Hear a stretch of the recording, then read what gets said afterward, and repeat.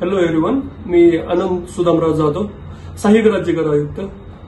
आत्ताच झालेल्या राज्यसेवा 2022 मधून राज्यातून 13वा क्रमांक येऊन माझी उपजिल्हाधिकारी या पदावर निवड झालेली आहे.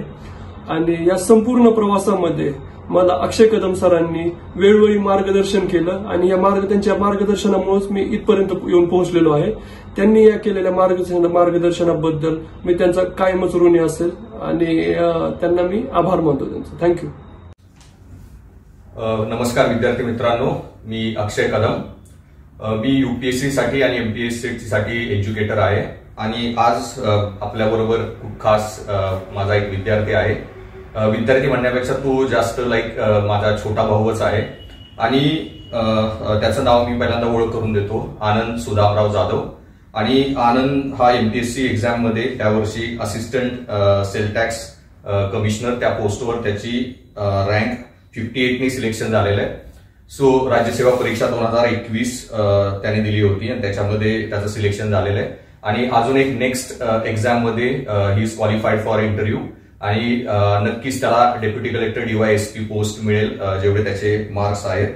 सो आज आपण ह्या इंटरव्ह्यू मध्ये त्याच्याकडून जाणून घेऊया किती वर्ष त्यांनी अभ्यास केला, कसा अभ्यास केला, कोणते नोट्स एक्सेट्रा वापरले.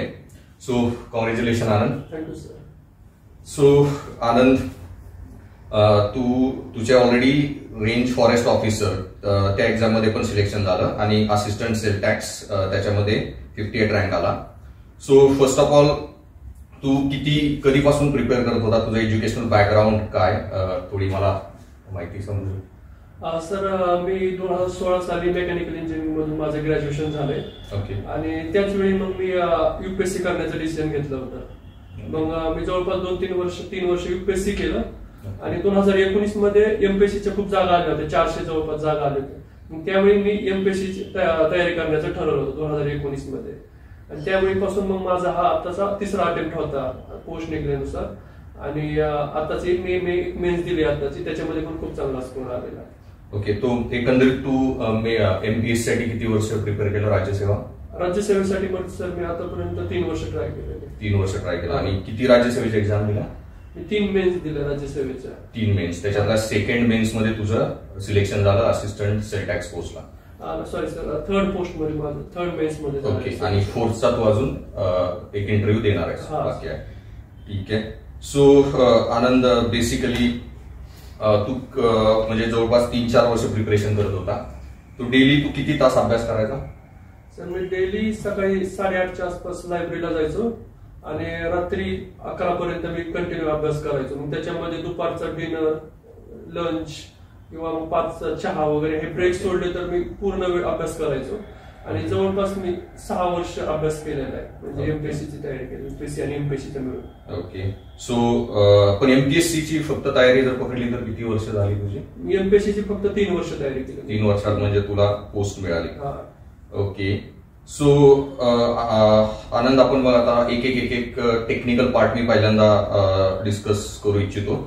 सो विद्यार्थ्यांना मला सांगायला आवडेल की आनंदला प्रिलिम्स जी होती राज्यसेवेची त्याच्यामध्ये GS1 मध्ये 128 मार्क्स आलेले, 122. आणि that was very good score guys. आणि सीसॅट मध्ये त्याला 120 पण जो क्वालिफाईंग आहे. देन मेन्स मध्ये त्याला GS 1, 2, 3, 4 आणि ऑब्जेक्टिव्ह पेपर जो एसे आणि मराठी आणि इंग्लिश मध्ये जो ऑब्जेक्टिव्ह पार्ट आहे त्याच्यामध्ये टोटल 460 अराउंड मार्क्स आलेले. So Anand, first of all की तू GS1 जी प्रिलियमची तयारी केली त्याच्याबद्दल काय टिप्स सांगू शकतो? GS1चा असं स्टॅटिक सिलेबस आहे GS1 मध्ये. त्याच्यामध्ये हिस्ट्री, जिओग्राफी यासारखे विषय तिथे खूप मार्क्स येतात. जिओग्राफीला मार्क्स येत आहेत. हिस्ट्रीचा विचार केला तर एन्शियंट आणि मेडिवल इथं आउटपुट थोडंसं कमी आहे. परंतु जिओग्राफी, इन्व्हायरमेंट, पॉलिटी, इकॉनॉमिक्स इथं आउटपुट खूप जास्त आहे. त्याच्यामुळं त्या एरियावर फोकस करायला हवं. शिवाय आताचा पॅटर्न विचार केला तर गव्हर्नमेंट स्कीम्स वगैरे विचारतायत क्वेश्चन त्याच्यावर. मग त्या गव्हर्नमेंट स्कीम्सच्या त्या रिसेंटली स्कीम्स प्लस जुन्याच काही स्कीम्स आहेत, जसं की जवाहर रोजगार योजना, नेहरू रोजगार योजना. हे तर ते एक्झाम मध्ये असं विचारतात की ते डेट्स विचारतात किंवा मग त्याचं बेनिफिशियरी कोण आहेत विचारतात. मग असं एक अप्रोच चांगला ठेवायला पाहिजे. ओके. स्ट्रॅटेजी. तर आता त्याच्यामध्ये तू एन्शियंट मिडिवल म्हणाला की जास्त त्या एरियातून येत नाही. सो मग तू तो प्रिपेअर केला या त्याचा काही जास्त अभ्यास नव्हता केला? सर मी त्याचं प्रिपरेशन केलं होतं. मी युपीएससीची तयारी केलेली 2-3 वर्ष. त्याच्यामध्ये माझा एन्शियंट आणि मेडिवलचा पार्ट बऱ्यापैकी झालेला. परंतु जरी मी आता क्वेश्चन जरी सॉल्व्ह केले तरी जे पाहिजे तेवढं आउटपुट भेटत नाहीये, म्हणजे आताच्या पिरियड. म्हणजे त्याचं रिझन काय? म्हणजे जो पुस्तकातून जो अभ्यास करतोय त्याच्यातून क्वेश्चन येत नाहीयेत का त्याचा म्हणजे ज्यादा हे आहे डायनॅमिक पार्ट आहे तो खूपच डायनॅमिक पार्ट आहे. आणि शिवाय ऑब्जेक्टिव्हिटी खूप जास्त विचारतात त्या एन्शियंट आणि मेडिवल मध्ये, की जे आता कारण की एन्शियंट मेडिवलला एवढं टाइम देणं बेनिफिशियरी नाही, कारण की तो पार्ट मेन्सला नाहीये. ओके. त्याच्यामुळे मग तिथं 6 ते 7 क्वेश्चन येतात एन्शियंट मेडिवलला, बरोबर येण्याचे चान्स 3 ते 4 असतात फक्त. मग थोडी जरी तयारी केली तरी 2-3 क्वेश्चन येऊन जातात. 1 ते 2 क्वेश्चन साठी जास्त वेळ देण्यापेक्षा इतर पेपर्स आहेत, पॉलिटी, इकॉनॉमिक्स, तिथं टाइम इन्व्हेस्टमेंट जास्त करायला पाहिजे. ओके. मग एन्शियंट मेडिवलला शॉर्ट मध्ये प्रिपेअर करायला तू काय ऍडवाइस देशील स्टुडंट्सला? सर मी जीके टुडेच्या नोट्स रीड केल्या होत्या. शिवाय कोणतं पण एक स्टँडर्ड बुक असेल ना तर त्याचे बेसिक डाटा जरी तयार करून ठेवला, जसं की जैनिझम, बुद्धिझम, महाजन पताच, त्याच्यावर एका दुसरा क्वेश्चन येऊनच जातो. मग ते बेसिक डाटा करून ठेवायचा. शिवाय PYQs क्वेश्चन आतापर्यंत आलेले प्लस त्याचं एक्सप्लेनेशन जरी रीड केलं तरी तो सफिशियंट होऊन जातं. Okay. So any standard book, पण कुठलं बुक सांगू शकतो जे तू एक्सक्लुझिव्हली वाचलं किंवा कुठल्या क्लास नोट्स ज्या वापरल्या? मी सर जीके टुडेच्या नोट्स रीड केल्या. जीके टुडे नोट्स आणि प्रिव्हियस इयर क्वेश्चन्स नोट्स पण रीड केल्या होत्या. ओके. आणि मॉडर्न इंडियन हिस्ट्री, जिओग्राफी त्या पार्ट बद्दल? मॉडर्न हिस्ट्रीसाठी स्पेक्ट्रमचं मी बुक रीड केलं होतं. शिवाय एक क्लास होता त्याच्या प्रायव्हेट नोट्स रीड केलेल्या होत्या. आणि समाधान महाजन सरांचं एक बुक आहे जो की प्रिलिम्स आणि मेन्स साठी दोन्ही पण फायदेशीर आहे. ते बुक ते एक बुक रेफर केलं तर बऱ्यापैकी डाटा कव्हर होऊन जातो.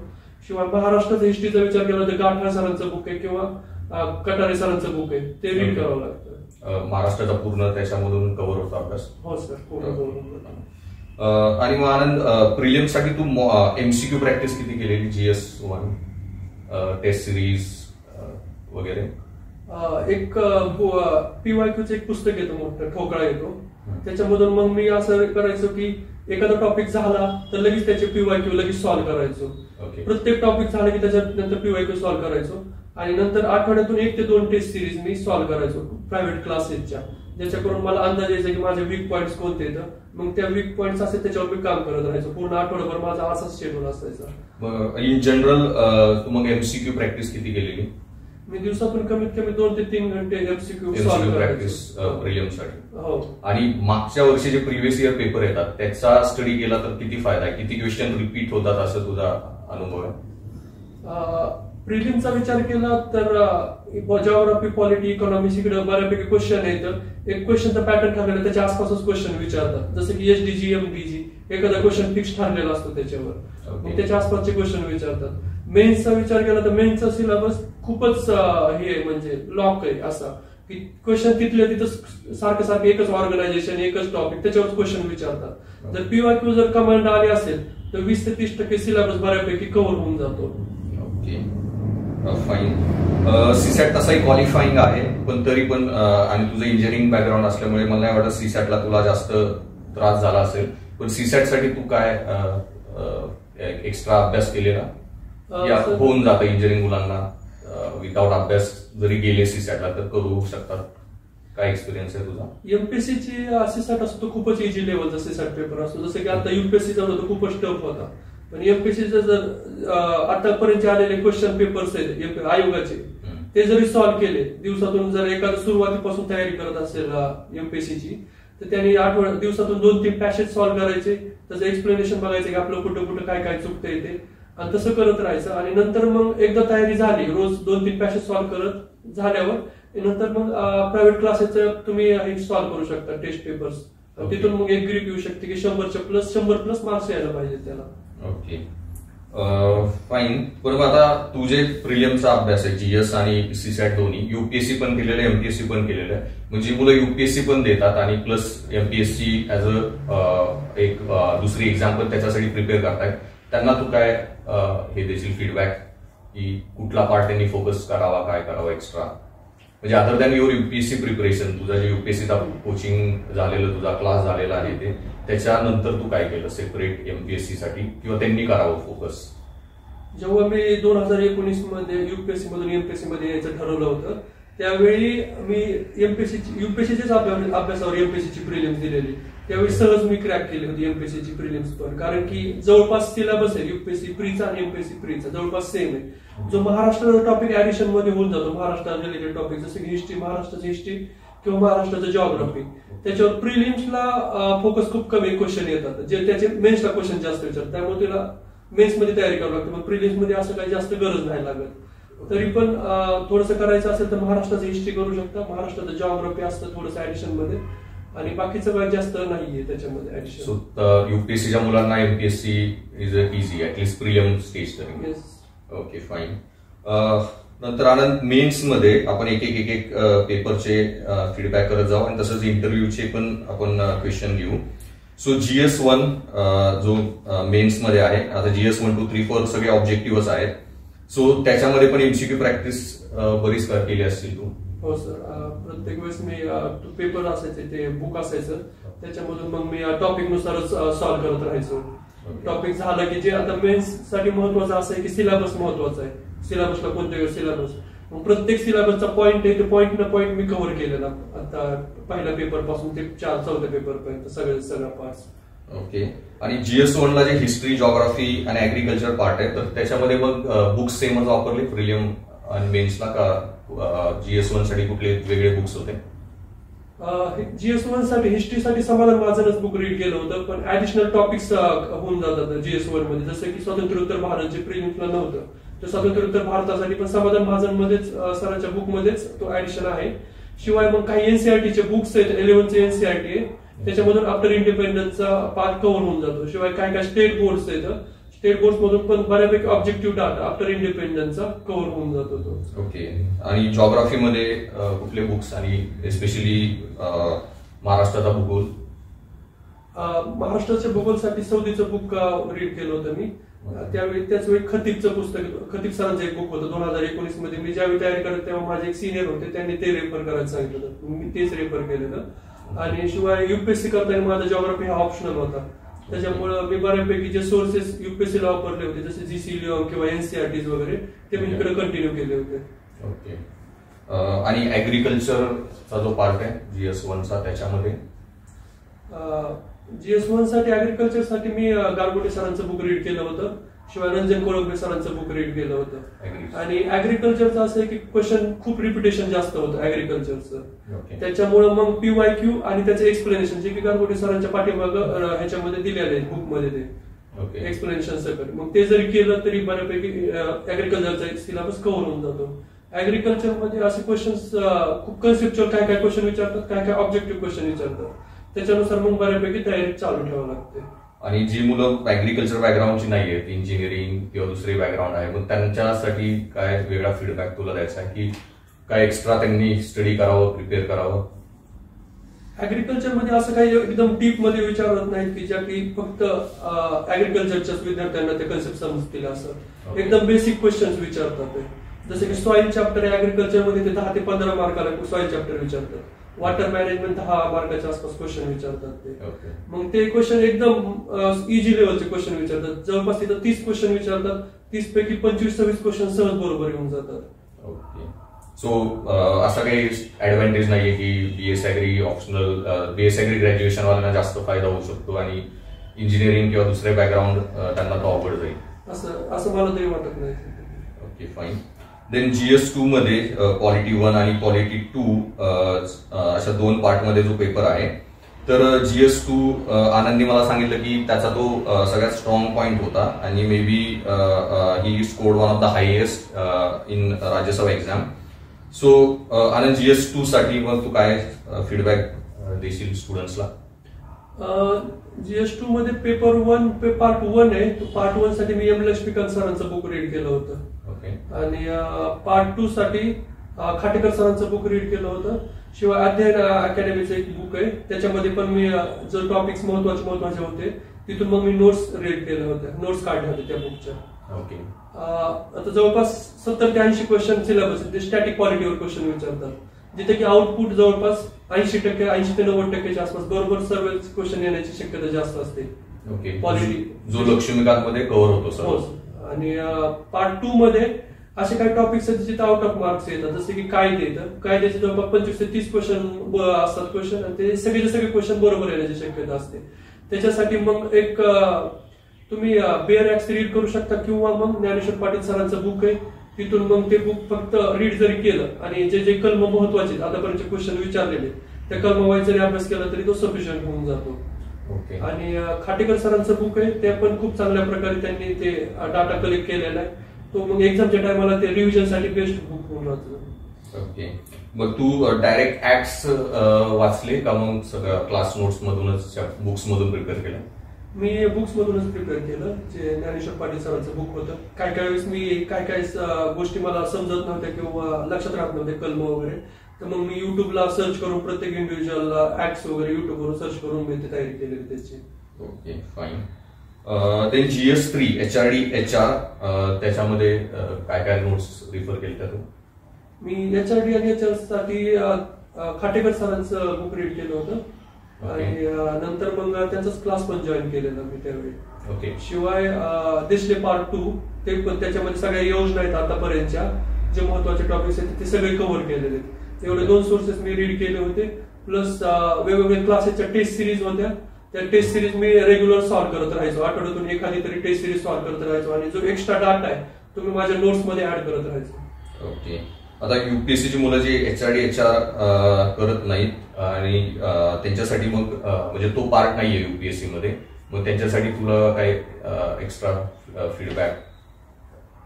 HRD आणि HR हा खूपच म्हणजे छोटासा सिलेबस. एक जरी बुक रीड केलं तरी बऱ्यापैकी सगळा सिलेबस कव्हर होऊन जातो. ओके.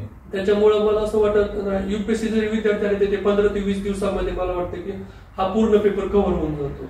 त्यामुळे जास्त त्याचा लोड घ्यायची गरज नाही. Okay, fine. देन GS4 मध्ये जो economics, agri economy and science and टेकचा पार्ट आहे, तर मग इकॉनॉमिक्सला तू काय रिफर केलेलं? मी इकॉनॉमिक्सला UPSC करत होतो त्यावेळेस श्रीराम IAS हे बुक रीड केलं होतं. ओके. शिवाय आता मग MPSC करायला लागल्यापासून देशले सरांचं बुक रीड केलं होतं. ओके. हे 2 सोर्सेस मी महत्वाचे ठेवले होते. इकॉनॉमिक्स मध्ये जनरली कन्सेप्च्युअल क्वेश्चन बऱ्यापैकी विचारतात, ते कन्सेप्च्युअल क्लॅरिटी खूप महत्वाची आहे. शिवाय काय काय वेळेस बजेट, इकॉनॉमिक सर्वे, महाराष्ट्र आणि भारताचे दोन्ही पण तो डाटा चांगला करायला पाहिजे. शिवाय हे इयर बुक असतं, इयर बुक मध्ये जे महत्वाचे टॉपिक्स आहेत आपल्या सिलेबसला धरून ते टॉपिक्स मी कव्हर केले होते. आणि ऍग्रिकल्चर इकॉनॉमी तो पार्ट? ऍग्री इकॉनॉमीसाठी देशले सरांच्या बुकमध्ये जे टॉपिक आहे तो कव्हर केलेला. प्लस आपण पहिल्या GS1 मध्ये जे ऍग्रिकल्चर होतं त्याच्यामध्येच पार्ट 2 मध्ये ऍग्री इकॉनॉमीचा पण पार्ट दिलेला आहे. बडा ओव्हरलॅपिंग पार्ट तिथे कव्हर होतो. हो, जवळपास 70 ते 80 क्वेश्चन ऍग्रिकल्चरवर विचारतात, ऍग्री जॉग्राफी आणि ऍग्री इकॉनॉमी मध्ये. आणि तिथं बऱ्यापैकी आउटपुट खूप जास्त आहे. शिवाय ऍग्री इकॉनॉमी मध्ये खूप जास्त व्हॅरिएशन नाहीये क्वेश्चन्स मध्ये. त्याच ऑर्गनायझेशन असतात, त्यांचं डेट्स, त्यांचं काम काय आहे, ह्याच्यावरच क्वेश्चन जास्त पुढे मागे फिरत राहतात. ओके. आणि GS4 मध्ये सायन्स अँड टेक पार्ट साठी कुठल्या नोट्स वापरल्या, काय प्रिपेअर केलं? GS4 साठी मी जोगळेकर सरांचं बुक रीड केलं होतं अगोदर. नंतर मग मी भस्के सरांचं बुक आहे आता सायन्स अँड टेक्नॉलॉजी नवीन आलेलं, ते फक्त डाटा रेफर केलेला होता. ऍग्री ह्याच्यासाठी सायन्स टेक्नॉलॉजीसाठी जास्त आउटपुट खूप कमी आहे त्याच्यामध्ये. त्याच्यामध्ये काय काय टॉपिक्स आहेत, ऊर्जा किंवा न्यूक्लिअर टेक्नॉलॉजी, स्पेस सायन्स, तिथं आउटपुट 15 क्वेश्चन जवळपास येतात. तिथं बऱ्यापैकी आउटपुट मार्क्स 100% पडतात. परंतु बायोटेक्नॉलॉजी किंवा कम्प्युटर सायन्स तिथं मार्क्स येतच नाही येतं. मला वाटतं की सायन्स टेक्नॉलॉजीमध्ये हे 2-3 टॉपिक्स पूर्णपणे कव्हर करायचे, आणि बाकीचे टॉपिक्स येतात त्याला जर थोडं म्हणजे वरवरचा जरी अभ्यास केला तरी सफिशियंट होऊन जातो. Okay, fine. देन मेजर एक पार्ट अजून राहिलेला आहे की इंग्लिश आणि मराठीचा जो डिस्क्रिप्टिव्ह पेपर आहे आणि ऑब्जेक्टिव्ह पेपर. तर पहिला ऑब्जेक्टिव्ह पेपर, तो इंग्लिश आणि मराठीच्या ऑब्जेक्टिव्ह पेपरसाठी तू काय काय प्रिपेअर केलं, कसं प्रिपेअर केलं? मी मराठीच्या ऑब्जेक्टिव्ह पेपरसाठी वाळंबे सरांचं बुक रेफर केलं होतं, जे एक स्टँडर्ड बुक आहे. आणि नंतर इंग्लिशच्या ऑब्जेक्टिव्ह साठी बाळासाहेब शिंदे सरांचं बुक होतं. हे 2 बुक मी रेफर केले होते. आता मराठी आणि इंग्लिश मध्ये व्होकॅब्युलरीचा एक पार्ट आहे. व्होकॅब्युलरीच्या पार्टसाठी पण वाळवे सरांचं एक छोटंसं पुस्तक असतं ते रेफर केलं होतं. आणि इंग्लिशच्या व्होकॅब्युलरी मी UPSC करत होतो प्लस न्यूजपेपर रीड्स करत होतो, त्याच्यामुळे व्होकॅब्युलरी बऱ्यापैकी तिथून कव्हर झालेली. म्हणजे एक्स्ट्रा ऍडिशन टॉपिक्स आहेत जे मग मी आतापर्यंत ते बुक आहे 1984 पासूनचे क्वेश्चनचं एक बुकलेट आहे मोठं, ते मग मी डेली बेसिसवर त्याचे ग्रामर आणि व्होकॅब्युलरी त्याची तयारी करायचो. जवळपास 2 तास मी मराठी आणि इंग्लिशच्या ग्रामरची तयारी करायचो.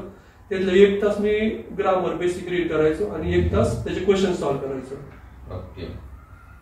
आणि इंग्लिश मराठीचा जो डिस्क्रिप्टिव्ह पार्ट आहे त्याच्यासाठी एसे वगैरेसाठी काय प्रिपेअर केलं? न्यूजपेपरचे आर्टिकल्स रीड करत होतो एसे साठी. ओके. आणि काय वेळेस आता ते ट्रान्सलेशन पण विचारतात की मराठी टू इंग्लिश, इंग्लिश ते मराठी असं ट्रान्सलेशन करायला विचारतात. त्याच्यासाठी मग आठवड्यातून असं करू शकतो की आठवड्यातून एक ट्रान्सलेशन करणं, एक Marathi to English, English to Marathi same ह्याचं करणं पेपरमधून. शिवाय एसे एखादा रीड करून घेणं आणि आपले सिनियर्स किंवा टीचर्स करून चेक करून घेणं हे करत होतो. आणि बाकी एक पार्ट असतो की 1/3 करणं. एक पॅसेज दिलेला असतो आणि त्या पॅसेजचं 1/3 करायचं असतं, प्रिसाइज रायटिंग. ते पण मग मी आठवड्यातून असं एखादा पेपर सॉल्व्ह करायचो आणि ते कोणून तरी चेक करून घ्यायचो. पण मग सिनियर कडून इव्हॅल्युएशन करून फीडबॅक काम येतो तो व्यवस्थित होतं का? प्रोफेशनल टीचर्स कडे जाऊनच घ्यावा फीडबॅक? प्रोफेशनल टीचर्स अवेलेबल असतील तर मग प्रोफेशनल टीचर कडे जायला पाहिजे. ओके. पहिली प्रायोरिटी तर तीच असायला पाहिजे की टीचर्सची. ओके. जर मग अवेलेबल नसतील तर मग सिनियर्स कडून. आणि त्याचा किती एक्सक्लुझिव्ह अभ्यास करावा लागेल? कारण लार्जली प्रिलियम आणि GSA चारही पेपर ऑब्जेक्टिव्ह आहेत, राहिलेलं सर्व पार्ट ऑब्जेक्टिव्ह. सो तेवढाच पार्ट डिस्क्रिप्टिव्ह आहे. तर मग त्याला खूप अडचण येते का? बेसिक जर लँग्वेज स्किल असेल तर तो पार्ट होऊन जातो? मराठी इंग्लिश रिटर्नला जनरली हँड रायटिंग वगैरे चांगलं आहे. काय वेळेस कोड्स रीड करणं, कोड्स टाकणं ह्याच्यामध्ये एसेज मध्ये, तर तिथं मग बऱ्यापैकी मार्क्स ज्यांनी अशा प्रकारचं म्हणजे तयारी केलेली आहे त्याला मार्क्स बऱ्यापैकी येऊन जातात असं. आणि रिटर्न मध्ये असं की व्हॅरिएशन खूप जास्त आहे. काही वेळेस मार्क खूप जास्त येतात, त्याच विद्यार्थ्याला दुसऱ्या अटेम्प्टमध्ये मार्क्स कमी येतात. मग ते व्हॅरिएशनची तयारी ठेवावीच लागते की काही वेळेस मार्क म्हणजे 100% मार्क्स येतात म्हणजे नाही असं नाहीये त्या पेपरला. मग ते व्हॅरिएशन कशामुळं होतं असं तुझं ओपिनियन आहे? मला असं वाटतं की काय वेळेस एसे काय वेळेस आपल्या ज्याची तयारी केलेली असते तो तयारी केलेलाच एसे कधी कधी येतो. त्याच्यामुळे मग मला वाटतं की तिथं मार्क्स खूप जास्त पडतात. पण काय दुसऱ्याच वेळी मग एसे आउट ऑफ सिलेबस किंवा वेगळाच आला तर मग तिथं तयारी मग कमी पडते असते, त्याच्यामुळे मार्क्स कमी येतात. ते एसे प्रिडिक्ट करण्यासाठी काही टेक्निक आहे की ह्या एरियातून येऊ शकतो असं काय तू हे केलेलं अनालिसिस? मी रिटर्नची जास्त एवढी तयारी केली नव्हती. मी फक्त ऑब्जेक्टिव्हवर जास्त फोकस केलं होतं. पण तो पण खूप महत्वाचा. नंतर मला मार्क्स कमी आल्यावर वाटलं की त्याच्यावर खूप महत्वाचा टॉपिक येतो. त्याच्यामध्ये असं ठरलेलं आहे की काय वेळेस फार्मर्स, दहशतवाद, इन्व्हायरमेंट असे 3-4 टॉपिक्स ठरलेले आहेत की बऱ्यापैकी त्याच एरियामधून क्वेश्चन्स विचारतात एसी. त्याच्यामुळे तेवढी तयारी, एक बेसिक कोर्स तयार करून घेणे किंवा एखाद्या महान व्यक्तीचे विचार लिहून ठेवणे आणि ते त्या एसी मध्ये टाकणे असं तयारी करायला पाहिजे. Okay, fine. देन आनंद, इंटरव्ह्यू. तर तू राज्यसेवेचे आतापर्यंत आय गेस 2 इंटरव्ह्यू दिले आणि अजून एक इंटरव्ह्यू तू देणार आहेस नोव्हेंबर मध्ये असेल तो. तर तुझा काय एक्सपिरियन्स होता एक बेसिक इंटरव्ह्यू साठी? तू काय प्रिपेअर केलेलं? मी बेसिक इंटरव्ह्यू साठी पहिल्यांदा माझ्या प्रोफाईलवर काम केलं होतं की माझी प्रोफाईल मध्ये माझं गाव, माझे शहर, जिल्हा, मराठवाडा विभाग किंवा नंतर मग असं महाराष्ट्र, भारत असं प्रत्येक जागेवर समस्या, प्रॉब्लेम्स काय आहेत ह्या गोष्टीवर तयारी केलेली होती. शिवाय मग बाकीच्या गोष्टी की मी मॉक्स इंटरव्ह्यू किंवा ग्रुप डिस्कशन ह्याच्यामध्ये पार्टिसिपेट केलं होतं. ओके. मग तू किती मॉक इंटरव्ह्यू दिलेले, प्रिपेअर केले? मी 3 मॉक इंटरव्ह्यू दिले होते. ओके. आत्ताचा जो अटेम्प्ट झाला त्याच्या अगोदर 3 मॉक मध्ये होऊन जातो फीडबॅक जो आहे त्याच्यावर काम? मला 2021च्या प्रिपरेशन मध्ये मला थोडासा वेळ कमी भेटला होता कारण की माझं मेन्सचं पण प्रिपरेशन चालू होतं. त्याच्यामुळे मी चांगल्या प्रकारे जस्टिस देऊ शकलो नव्हते की 2021च्या इंटरव्ह्यू साठी. ओके. त्याला मला वाटतं की अजून जास्त इंटरव्ह्यू द्यायला पाहिजे होते मॉक इंटरव्ह्यू. ओके, म्हणजे परफॉर्मन्स वाढला असता. हा, फाईन. पण आनंद, तुला इंटरव्ह्यू मध्ये तुझे जे टेक्निकल बॅकग्राऊंड आहे, इंजिनिअरिंग बॅकग्राऊंड, त्याच्यावर किती फोकस होता? क्वेश्चन्स विचारले त्यांनी? बऱ्यापैकी प्रत्येक एरियामध्ये इंटरव्ह्यू मध्ये फोकस विचारतात.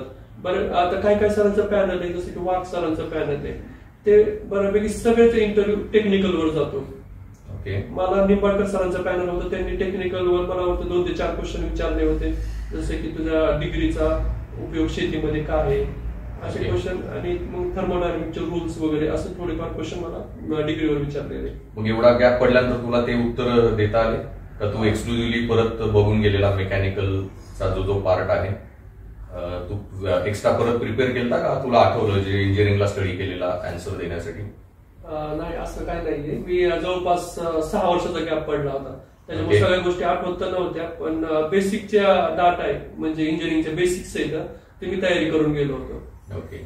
मग त्यांनी अजून तुला पर्सनॅलिटी रिलेटेड पार्टवर काही क्वेश्चन विचारले? पर्सनॅलिटी रिलेटेड असं काही विचारलं नाही नव्हतं जास्त काही. माझ्या फक्त पोस्ट बद्दल विचारलं नव्हतं की डीवायएसपीचं काय म्हणजे काम आहे, डीवायएसपीचे काम काय आहे, तर तुला डीवायएसपी का व्हायचंय, किंवा निंबाळकर सरांचा पॅनल असं पॅटर्न ठरलेला असतो की ते ऑब्जेक्टिव्ह क्वेश्चन विचारतात. मग माझा ऑब्जेक्टिव्ह पॅटर्न ह्याच्यावर गेला होता की एसटीचा संप किती दिवस चालला, किंवा एसटी पहिली एसटी बस कुठून कुठं सुरू झाली, एसटीचं ब्रीद वाक्य काय आहे, असे क्वेश्चन्स मला आले होते. म्हणजे त्यावेळी तो कामगारांचा, एसटी कामगार संप चाललेला त्याच्यामुळे का इन जनरल तो क्वेश्चन आलेला? मला इन जनरलच क्वेश्चन आलेला, एसटी संप होऊन खूप दिवस झालेला तो. ओके. आणि तुझे वडील शेती करतात, तो आनंद हा लोणी घाट बीडचा आहे, सो तुला ऍग्रिकल्चर रिलेटेड काय इंटरव्ह्यू मध्ये विचारलं? हो सर, माझ्या ऍग्रिकल्चर रिलेटेड असं विचारलं होतं की माझ्या इंजिनिअरिंग डिग्रीचा ऍग्रिकल्चर मध्ये काय फायदा आहे. ओके. मग तू काय वापर केला का, शेती कधी केली होतीस का तू, ओके, शेतामध्ये कोणते कोणते पिकं घेतले जातात, कुठं विकले जातात, असे क्वेश्चन एक बेसिक लेवलचे क्वेश्चन मला विचारले होते. ओके. आणि तुझे रिजनल इश्यूज बीड वगैरे त्याच्या संदर्भात किंवा गावाच्या प्रॉब्लेम, तालुका, जिल्हा, त्याच्या संदर्भात काही क्वेश्चन आले? ह्यावेळेस नव्हते विचारले, पण मॉक इंटरव्ह्यू वगैरे होते, त्याच्यामध्ये विचारतात की जनरली बीड बद्दल विचारलं तर बीड जिल्ह्याच्या समस्या काय येतात, किंवा बीड मध्ये जे इश्यूज आहेत की गुन्हेगारीचं प्रमाण खूप जास्त वाढलेलं आहे, त्याचे कारणे काय आहेत, हे असे क्वेश्चन विचारले जातात. Okay, fine. सो तू जसं सांगितलं की तू ऑलमोस्ट सकाळी 8:30 ते रात्री 11 वाजेपर्यंत हे करायचा, स्टडी प्रिपेअर करत होता. तर इतक्या दिवस तू जे प्रिपरेशन करत होता, 3-4 वर्ष, एवढा लॉंग आवर्स, सो तू कसं स्वतःचं मोटिवेशन मेंटेन केलं? या व्हॉट इज मोस्ट इम्पॉर्टंट की 3-4 वर्ष जर UPSC MPSC करायची असेल तर काय फीडबॅक तुला द्यायला आवडेल? माझ्याकडे होप होता की मी करतोय, म्हणजे मी जे कष्ट करतोय त्याला मला वाटत होते की कधी ना कधी आउटपुट भेटेलच. मी ज्यावेळी 2016 ते 18 मध्ये UPSCची एकही प्री क्लिअर करू शकलो नव्हतो, पण त्याचवेळी 2019 मध्ये CAPF ची असिस्टंट कमांडंट यांच्या इंटरव्ह्यू पर्यंत पोहोचलो होतो. त्यावेळी वाटलं की मी काहीतरी करू शकतो. 2019 मध्येच मग मेन्सला पण मी अपेअर झालो MPSCच्या. त्यावेळी मला 370 स्कोर आला की एक डिसेंट स्कोर होता की पहिल्या अटेम्प्ट मध्ये. मग 2020 मध्ये लॉकडाऊन लागलं, त्यावेळी मग मी 1-2 वर्ष फुल कन्सिस्टन्सी ठेवली की मी पहिल्या अटेम्प्ट मध्ये ज्या ज्या चुका केल्या होत्या प्रत्येक चुकीवर मी काम केलं, आणि पुढच्या अटेम्प्ट मध्ये मग मी 430 पर्यंत स्कोर पर्यंत, म्हणजे जवळपास 60 मार्काची ग्रीप होती त्यावेळी, ती ग्रीप घेतली. कारण की मी प्रत्येक वेळेस चुकावर काम करत राहिलो. एक्झामवर प्रत्येक वेळेस फेल झालं तर निराशा येते 1-2 दिवस, मग ती झटकून मी प्रत्येक वेळेस लायब्ररीला जायचो आणि माझं जे शेड्यूल आहे ते फॉलो करत होतं प्रत्येक वेळेस. ओके. आणि त्याच्यात तू अजून प्लॅन बी म्हणून स्टुडंट्सला काय सांगू शकतो की त्यांनी प्लॅन बी म्हणून कुठल्या दुसऱ्या एक्झाम द्याव्या, या टोटल प्लॅन बी हा अदर दॅन MPSC काही असावा? तुझा तसा काय प्लॅन होता का? माझं सुरुवातीला असं मला माहिती नव्हतं प्लॅन बी काय आहे का म्हणून, कारण की पहिल्यांदा जेव्हा ग्रॅज्युएशन झालं त्यावेळी मला असं वाटलं होतं की मी UPSC क्रॅक करेलच म्हणून. ग्रॅज्युएशन मध्येच मग मी UPSCचं 2-3 वर्ष तयार केली, ते पण फेल झालो, त्याच्यामुळे मी MPSC साईडला आलो होतो. मग मला असं वाटतं की मुलाचं ज्या फील्डमध्ये ग्रॅज्युएशन आहे तिथंच आपला स्वतःचा प्लॅन बी तयारी करावी सुरुवातीलाच. जर मेकॅनिकल इंजिनिअरिंग असेल तर त्या फील्डमध्ये एखादा कोर्स वगैरे तयारी करून ठेवणे, किंवा त्याची एक बेसिक माहिती काढून घेणे, ऍग्रिकल्चर फील्ड असो किंवा इतर डॉक्टर्स वगैरे असतील त्यांचं हे स्वतःचं जे ग्रॅज्युएशन आहे तिथे एक प्लॅन बी तयार करायला हवा आणि नंतर मग ह्या फील्डमध्ये यायला हवं. पण मग जे मी बघतो की खूप सारी मुलं जी आहेत त्यांचे इंजिनिअरिंग बॅकग्राऊंड नाहीये किंवा बीएससी ऍग्री आर्ट वगैरे असे बॅकग्राऊंड असतात, जिथं तसाही बॅकअप प्लॅन त्या फील्डमध्ये मिळणं अवघड आहे. मग त्या स्टुडंट्सनी काय करावं असं तुझं सजेशन काय असेल त्यांना? मला असं वाटतं की सुरुवातीला एमपीएससी आणि युपीएससी साठी 100% देणं पहिली प्रायोरिटी असू शकते, की त्यांनी एमपीएससी ज्या फील्डमध्ये आलाय त्या फील्डमध्ये 100% देणं. इतर डिस्ट्रॅक्शन्स असतील मोबाईल वगैरे त्याच्यापासून दूर राहणं, सोशल मीडियापासून दूर राहणं. आणि एवढं जर करून पण होत नसेल तर मग आपापला जो शेतकऱ्याची मुलं असेल तर शेती करू शकतात. पण असं मला असं वाटत नाही की स्वतःचा त्या वेगवेगळ्या व्यक्तीनुसार डिपेंड राहील की त्याला काय काय चान्सेस आहेत. ते प्रायव्हेट सेक्टर आहे, प्रायव्हेट सेक्टरमध्ये वेगवेगळे आता आयटी फील्डमध्ये बुम आहेच, त्या फील्डमध्ये असू शकतं. पण आणि मग तू ह्याच्यामध्ये मग प्लॅन बी म्हणून एमपीएससी सोडून अजून कुठल्या एक्झाम दिलेल्या? एमपीएससी सोडून मी आरएफओची माझी पोस्ट क्लिअर झाली होती, रेंजर फॉरेस्ट ऑफिसरची. शिवाय कंबाईनची तयारी दिली होती एक्झाम, त्याच्यामध्ये पीएसआय, एसटीआयएसओ, सब रजिस्टर ऑफिस ह्याचे पण आता मी मेन्सला क्वालिफाय झालोच होतो. ओके, तर तू सर्व त्या एक्झाम देऊन प्रिपेअर, म्हणजे जर ही असिस्टंट कमिशनरची पोस्ट नसती तर तू ती पोस्ट घेऊन कंटिन्यू करणार? हो. फाईन. आणि आता तुझे 3 वर्ष तू एमपीएससीचा प्रिपरेशन केलं, पण जे स्टुडंट ते 3-4 वर्ष केलेले आणि तरी पण सक्सेस येत नाही, तर मग एक आता जॉब करत हा अभ्यास पॅरलली होऊ शकतो का एमपीएससीचा, का फुल टाइमच अभ्यास केला पाहिजे जोपर्यंत एमपीएससी मध्ये आहे? तुझं काय ओपिनियन? एक सिलेबस कव्हर होऊस तर फुल टाइम केलं तरी चालेल, कारण की एक सिलेबस खूप मोठा आहे. जॉब करत करत मला असं वाटत नाही की मेंटॅलिटी राहत असं संध्याकाळी 1-2 तासामध्ये असा का सिलेबस कव्हर करण्याची. एकदा सिलेबस जर कव्हर करून झालं तर मग जॉब करायचा आणि नंतर मग आपलं पॅरलल चालू शकते की जे तयारी केली, नोट्स वगैरे तयार केलेले त्याची फक्त रिव्हिजन द्यायची आणि जेव्हा एक्झाम होईल त्यावेळी 1-2 महिने सुट्टी घेऊन मग एक्झाम देऊ शकतो मेनची. ओके. आणि ते आता प्रिपेअर करताना तू गावाकडे किती वेळ प्रिपरेशन केलं का पुण्यातच फुल टाइम प्रिपरेशन मध्ये होता? मी फुल टाइम पुण्यामध्येच प्रिपरेशन केलं होतं. गावाकडे काय मला असं घरचे म्हटले होते, घरच्याचा पूर्ण सपोर्ट होता मला, त्याच्यामुळे मला अशी गरज नाही लागली घरी राहायची. ओके. पण पुण्यामध्ये मग बरेच मुलं कोचिंग वगैरे करून अभ्यास करून गावाकडे जाऊन अभ्यास करतात, तर ती व्यवस्थित आहे स्ट्रॅटेजी खर्च वाचवण्यासाठी, का काही करून पुण्यातच राहिलं पाहिजे, लायब्ररी वगैरे जॉईन करूनच अभ्यास केला पाहिजे? मला असं वाटत नाही प्रत्येक वेळेस की लायब्ररी जॉईनच करायला पाहिजे, कारण की प्रत्येकाची आर्थिक स्थिती वेगवेगळी आहे. आणि प्रत्येक वेळेस असं नाही की पुण्यामध्ये राहिलं म्हणजे पोस्ट निघते. भरपूर मुलं असे पाहिले की गावामध्ये राहून त्यांनी पोस्ट काढलेली, युपीएससी काढलेले, युपीएससी काढतात. त्याच्यामुळे प्रत्येक वेळेस पुण्यामध्ये सदाशिव पेठेत राहायला एवढा मोठा खर्च करायची मला वाटतं प्रत्येक वेळेस नाहीये गरज. ओके. आणि तुझ्या प्रिपरेशन मध्ये आता ठीक आहे, सो आता हे जे प्रिपरेशन तू म्हणला की इथे लायब्ररी वगैरे, तर कोचिंगचा किती इन्फ्लुएन्स होता तुझ्या ह्याच्यामध्ये सिलेक्शन मध्ये? आणि कोचिंग करताना पुण्यामध्ये जो आता हे चालू आहे ट्रेंड की इंडिव्हिज्युअल बॅचेस जास्त करतात मुलं, सो त्यांचा काय तुला फीडबॅक आहे की ओव्हरऑल कोचिंगची किती गरज आहे आणि काय इंडिव्हिज्युअल बॅचेस करून पण व्यवस्थित प्रिपरेशन होऊन जातं, काय सांगशील? मला असं वाटतं की मी आता एमपीएससी स्वतः क्लास केले नव्हते मी जास्त काय, मी फक्त HRD-HR क्लास केला होता. बाकीचे क्लासेस आहेत ते मी सेल्फ स्टडी केलं. युपीएससीचा एक क्लास मी जॉईन केलेला होता, नंतर मला एमपीएससीची असं काही गरज नव्हती लागली. पण एक डायरेक्शनसाठी, एक म्हणजे मार्गदर्शनासाठी, की माणूस जर स्वतःहून जर अभ्यास करत असेल तर त्याला कळत नाही कोणत्या पार्टवर कसं करायचं, कोणते बुक्स रीड करायचे, कसा अभ्यास करायचा, त्यासाठी कोचिंग क्लासेसची एक फक्त मार्गदर्शक म्हणून, फक्त रस्ता दाखवणारा म्हणून उपयोग करू शकतो त्याचा. त्याच्यामुळे मला असं वाटतं की इंडिव्हिज्युअल क्लासेस जॉईन केले तर बेटर राहतं, कारण की इंडिव्हिज्युअल क्लासमध्ये तो व्यक्ती परफेक्ट असतो त्याच टॉपिकमध्ये. इंटिग्रेटेड कधी कधी काय असं होतं की काय काय विषय शिकवले जात नाही बरोबर चांगल्या प्रकारे. त्याच्यामुळे मग इंडिव्हिज्युअल क्लास लावायचा, जो टॉपिक जो शिक्षक त्याच्यामध्ये बेस्ट आहे तो शिकवल त्याच्यामध्ये, ते बेटर राहतं मला. आणि मग इंडिव्हिज्युअल मध्ये फक्त तोच पर्टिक्युलर क्लास करण्याची गरज आहे का सर्व सब्जेक्टचे इंडिव्हिज्युअल केलेच पाहिजे? काय बरेच सारे सेगमेंट स्वतः सेल्फ स्टडी करू शकतो, जो जास्त डिफिकल्ट वाटतो त्याचा इंडिव्हिज्युअल क्लास करावा? हा डिफिकल्ट वाटतो त्याचाच क्लास करायला पाहिजे. जसं की इकॉनॉमिक्स आहे, इकॉनॉमिक्सच्या कन्सेप्ट वगैरे समजणं खूप अवघड आहे, ओके. तो करू शकतो.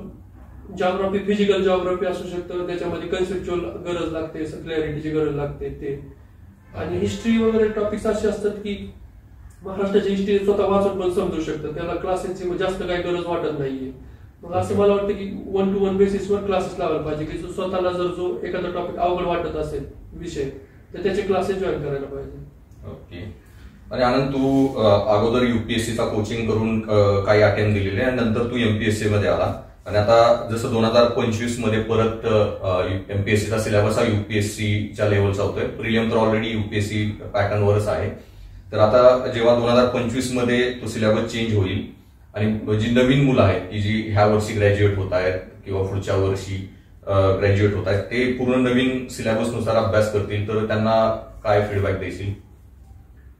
आता एमपीएससीनं 2 वर्षाचा टाइम दिलेला होता की आता 2025 पासून पूर्ण इम्प्लिमेंटेशन करायचे. ज्यांना 2025 पासून तयारी करायची त्यांनी मला असं वाटतं की आतापासूनच त्याची क्लासेस वगैरे जॉईन करायला पाहिजे ते, किंवा मग बेसिक डाटा आहे म्हणजे एमपीएससीचा एनसीईआरटी रीड करणं, ह्या गोष्टी आतापासून रीड करायला पाहिजेत. आणि बाकीच्या गोष्टी मग जे बॅचेस वगैरे असतात ते जॉईन करू शकतो, इंटिग्रेटेड बॅचेस असतात क्लासेसवाल्याचे, किंवा मग इंडिव्हिज्युअल क्लासेस जॉईन करू शकतो. ओके. आणि आता तो बराच रायटिंग असणार आहे, सो जी मुलं गेली 1-2 वर्ष एमपीएससी प्रिपेअर करतायत आणि आता त्यांना युपीएससीला शिफ्ट व्हावं लागेल, सो त्यांना काय फीडबॅक देशील? त्यांनी आता मला वाटतं की तयारी ठेवायला पाहिजे. आता काय वेळेस आता हे 2 वर्षाचे एक्झाम आहेत, त्याच्यामधून पोस्ट काढण्याची 100% तयारी करायला पाहिजे. किंवा मग इतर एक्झाम्स आहेत जसे की ऍग्रिकल्चर, रेंजर फॉरेस्ट ऑफिसर, कंबाईनचे वेगवेगळे एक्झाम्स आहेत, तिथून एखादी पोस्ट घेणं आणि नंतर त्या पॅटर्नकडे शिफ्ट होणं. कारण एखादा पॅटर्न नवीन असेल त्याला अडॅप्ट व्हायला काही वेळ लागतो, खूप जास्त वेळ लागू शकतो. त्याच्यामुळे पहिल्यांदा जो आपण ट्रॅडिशनल अभ्यास केलाय त्या ट्रॅडिशनल अभ्यासानुसार जे एक्झाम घेत आहेत त्याच्यामधून एखादी एक्झाम पोस्ट काढणं हे महत्वाची पहिली प्रायोरिटी त्यांची असायला पाहिजे. ओके. आणि मग तू फक्त एमपीएससीच्याच एक्झाम द्याव्या असं सजेस्ट करशील का? मग बऱ्याच ज्या सेंट्रल गव्हर्नमेंट पण घेते, आयबीपीएस, बँकिंगच्या एक्झाम आहे, स्टाफ सिलेक्शन कमिशन, तू त्या कधी ट्राय केलेलं आहे? तर मी अशा एक्झाम ट्राय नव्हते केल्या, कारण की त्यांचा एक्झामचा पॅटर्न सीएपीएफ एक तू दिलेली एक्झामचा सीएपीएफचा पेपर असा की GS1 आहे तो सेमच आहे, एमपीएससी असो किंवा इतर पेपर असो, GS1 सेमच होता पेपर 1, आणि पेपर 2 होता तो रिटर्न होता, ज्याच्यामध्ये एसेस वगैरे लिहायचे होते. त्याच्यामुळे मला एक्स्ट्रा अभ्यास करायची गरज नाही लागली. पण एसएससी किंवा आयबीपीएसचा विचार केला तर त्याच्यामध्ये मॅथमॅटिक्स वगैरे, इंग्लिश ग्रामर वगैरे त्याच्यावर जास्त फोकस असतो. त्याच्यामुळे मग पूर्ण सिलेबस मध्ये चेंज होतं. त्याच्यामुळे वेळेचा वेस्टेज होऊ शकते की तुम्ही कोणतीतरी एक एक्झाम पहिल्यांदा फोकस करायला पाहिजे की एकाच एक्झाम सिलेबसनुसार जेवढ्या एक्झाम देता येईल तेवढ्या द्यायच्या. त्याची पहिली प्रायोरिटी असायला पाहिजे. आणि तुझ्या प्रिपरेशन मध्ये ग्रुप स्टडी तुला किती म्हणजे कामाचा आहे का? इंडिव्हिज्युअली लायब्ररीत बसून एकट्यानेच अभ्यास करावा का फ्रेंड सर्कलमध्ये ग्रुप करून तुम्ही प्रिपेअर करत होता ग्रुप स्टडी? सर मी केला होता, 3-4 जणांचा आमचा ग्रुप होता, जे समविचारी लोक होते, त्याच्यामध्ये ग्रुप्स तयार केला होता आणि जे जे इम्पॉर्टंट आणि महत्वाचे टॉपिक्स होते ते आम्ही ग्रुपमध्ये डिस्कस करायचो. प्रत्येक मग एखादी कन्सेप्ट नाही समजली तर त्याच्यामध्ये त्या व्यक्तीमधून दुसऱ्या व्यक्तीकडून समजून घेणं, अशा प्रकारे दिवसातून 1 ते 1.5 घंटा आम्ही ग्रुप स्टडी करायचो. ओके. मग ग्रुप स्टडीमध्ये तुम्ही काय स्वतःचं इव्हॅल्युएशन, एकमेकांना प्रश्न विचारणे, म्हणजे ग्रुप स्टडी एक्झॅक्टली कसा होता? आम्ही एक टॉपिक घ्यायचो, एखादा म्हणजे विषय घ्यायचो, विषयामधला एखादा टॉपिक घेऊन मग तो टॉपिक एक्सप्लेन करायला लावायचो की हे कन्सेप्ट कशी आहे, काय आहे, आणि त्या अशा प्रकारे आमचं कंटिन्यू डिस्कशन राहायचं. आणि किती जणांचा ग्रुप होता तुमचा? आमचा 4 जणांचा ग्रुप होता. Okay, fine. So that's all Anand. आणि I would like to tell सगळ्या स्टुडंट्सला की आनंद माझ्या मिसेस बरोबर ज्या 2018ला IRS झाल्या युपीएससी मध्ये, आनंद तेव्हा प्रिपरेशन मध्ये माझा स्टुडंट होता आणि त्यावेळी ग्रुप स्टडी करताना मी दोघांना तेव्हा गाईड करायचो बेसिक युपीएससीच्या प्रिपरेशन बद्दल. So I am very happy की आनंद आणि दोघं माझे स्टुडंट सिलेक्ट झाले. So congratulation Anand, thanks for the interview.